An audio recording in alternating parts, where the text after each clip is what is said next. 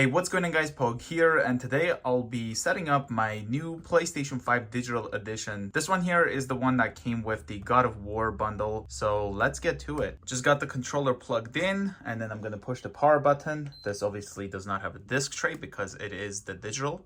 We've got the blue lights lighting up, and we should get it to show up here on the screen right there. Got the DualSense controller here, powering on, charging, tells us to plug it in, which is already plugged in. Let's push the PlayStation button. Select your language. I'm gonna go with English. Gonna connect to my Wi-Fi network, type in the password, hit done, press OK. Connecting to access point, connecting to the internet, adjust the display area. The circles should fill the screen without showing black borders. If the circles are cut off or you see black borders, press the up and down buttons to adjust the display area. So it's happening right now, as you can see, by using the up and down. This seems like how it should be. Press OK. Power options for rest mode. Control the amount of power consumed and the features your PS5 can use while in rest mode. We have 3 options to pick from: optimized experience, low power use, as well as custom. Let's go with custom. Adjust the features you want to use in rest mode. The more you turn on, the more power your PS5 will consume. Supply power to USB. To charge your controller, plug them in the USB ports. If you select 3 hours, power will be supplied only for that long after entering rest mode. If I click on it, you can have it so that it's always, or you can even turn it off. I'm gonna go with 3 hours. Stay connected to the internet. While in rest mode, your PS5 can download update files and content. I will have this on because when there's updates and stuff, it will automatically do it, and then when I power on, I'm ready to play. Enable turning on PS5 remotely. While in rest mode, you can turn on your PS5 remotely using PlayStation app or remote play. You can turn that off or on. Download system software updates. Automatically download update files while your PS5 is turned on or in rest mode. Install system software updates. Automatically install update files while in rest mode. Installations won't start automatically while you're using your PS5. All the games and apps you're using will be closed before installation, and unsaved game and app progress will be lost. Download game and app updates. Your PS5 will regularly check for the latest updates and download update files when they're available. Install games and app updates. If the game or app that will be updated is in use, it will close to allow the update file to be installed. So this was the custom options, and if there were things that you're not happy with, you could just turn it off like this. Let's hit OK. PlayStation 5 System Software License Agreement.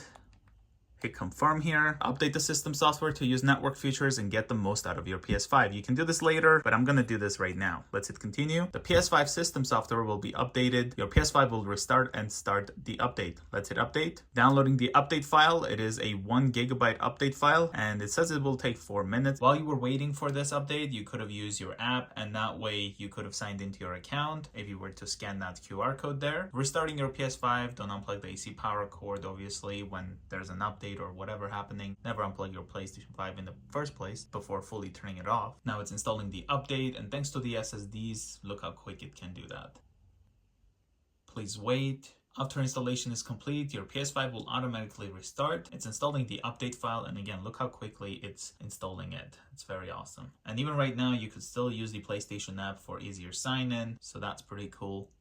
Love the blue lights that the PlayStation 5 has. Like, look how cool that looks. The glow is very nice. Got the PlayStation logo. Tells me to press the PlayStation button. So let's do that right here on the controller. Now it's asking me to sign in. We can use the QR code, of course, or type in the email and all that. Or you can even do this later. I'm gonna quickly sign in. Secure your account. You'll stay signed into PlayStation Network on this PS5 unless you sign out from settings. The following are recommended to make your account more secure. You can change these settings at any time by going to settings, then users and accounts. Require a PS5 login passcode. You can turn this on, and this is kind of how you would be setting the passcode. I will be canceling that. I don't need a passcode on this console. Require password at checkout. You can turn that on.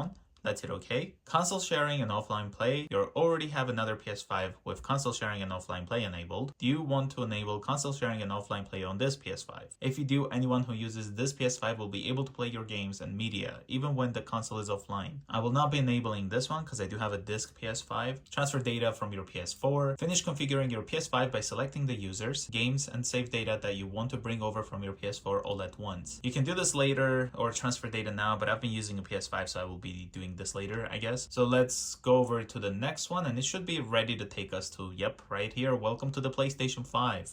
Setting it up. Let's hit enter here. DualSense wireless controller device software update. A new version of DualSense wireless controller device software is available. This update will be quick and your console won't need to restart. Let's hit update now. It's updating the DualSense controller, and this is kind of what it looks like while it's doing its update. Got the pre-installed Astro's Playroom. Now it's all set up. Going to the PlayStation Store, we do have the God of War Ragnarok right there, November savings, discover monthly picks, games for the PS4, Modern Warfare 2 of course, and then PlayStation Plus. You also have deals over here, like look at that. For November savings, we can save up to 65% on games. Pretty cool. If I go down to the media, we do have Disney Plus, Netflix, even Apple TV, which is cool. From library right here, I can start downloading some of my PlayStation 5 games and PS4 games, the digital ones. And here's the digital code that this console came with, the God of War Ragnarok. So I hope you guys enjoyed this quick setup of the new PlayStation 5 digital edition. This is the one bundled with the God of War Ragnarok. If you're new to the channel, consider subscribing, and I'll see you guys in the next one.